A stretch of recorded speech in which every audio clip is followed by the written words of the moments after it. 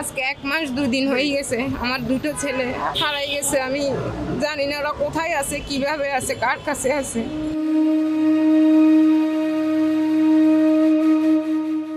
প্রতিদিনের মতোই গত 5 মে বাড়ি থেকে স্কুলের উদ্দেশ্যে বের হয়েছিল রাফি ও রাফাত।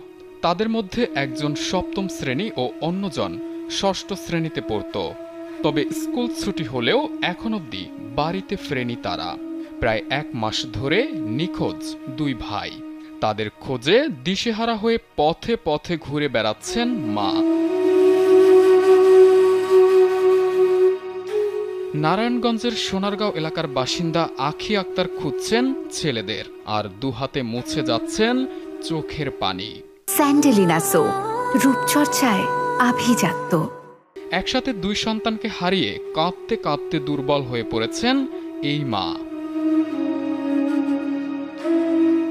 শাহাদাত হোসেন আল রাফি ও আরিফ হোসেন রাফাত পড়াশোনা করত নারায়ণগঞ্জের সোনারগাঁও শিল্পনগর স্কুল অ্যান্ড কলেজে, যাদের একজনের বয়স 14 এবং অন্যজনের 12 বছর।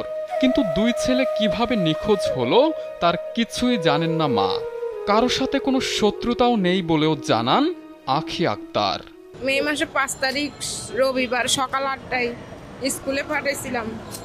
ওদের 9টায় ক্লাস শুরু হয়। ওরা স্কুল পর্যন্ত পৌঁছাইতে পারে না। আমি দুপুরে ওদেরকে ফোন দিয়ে স্যারের কাছে ওদের জন্য পরে ফোন দিয়ে জানতে পারি ওরা স্কুলে পৌঁছায় নাই, স্কুলে পর্যন্ত যায় নাই ওরা। সোনারগাঁওয়ে 4 ছেলেকে নিয়ে বেশ সুখে স্বাচ্ছন্দ্যেই ছিলেন আখি আক্তার। হঠাৎ বড় 2 ছেলেকে হারিয়ে পাগল প্রায় তিনি।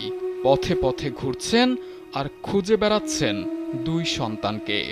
বড় 2 ভাইকে না পেয়ে মায়ের সাথে সাথে কাঁদছে ছোট 2 ভাইও।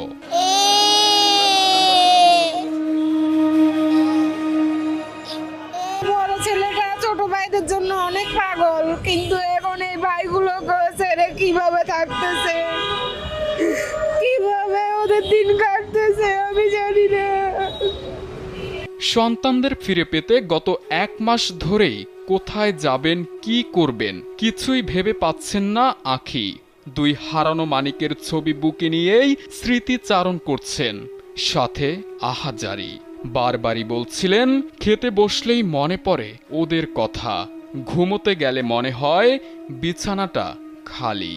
পুলিশ আমাকে আশ্বাস দিচ্ছে ওদের কাজ ওরা করতেছে, ওদের চেষ্টা ওরা চালাইতেছে, কিন্তু ওরাও আমাকে এখনো কোনো তথ্য দিতে পারে নাই। ছেলেদের খোঁজ পেতে মা আখি আক্তার নিয়েছেন আইনের সহায়তাও। নারায়ণগঞ্জের সোনারগাঁও থানায় করেছেন জিডি। এদিকে সন্তান নিখোঁজের 1 মাস হতে চলল, কিন্তু এখনো মেলেনি কোনো খোঁজ। এভাবে আর কতদিন কাঁদতে হবে মা আখিকে, মিলছে না তারও উত্তর। আবু সালে মুসা, কালবেলা।